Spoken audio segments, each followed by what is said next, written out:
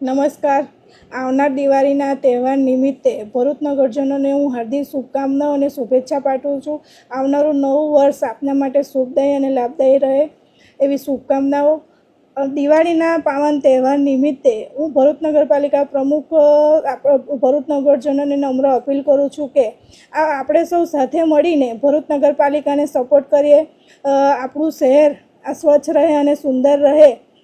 Door to ડોરને કચરો આપીએ અને નગરપાલિકાને સાથ સપોર્ટ આપણે કરીએ, જેથી કરીને આપણું શહેર સુંદર બને.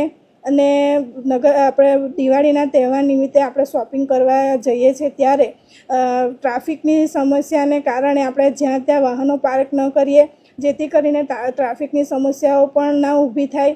અને ગાડી પણ ધ્યાન રાખીને ચલાવીએ કે આપણું પરિવાર આપણી રાહ જોઈ રહ્યું છે ઘરે.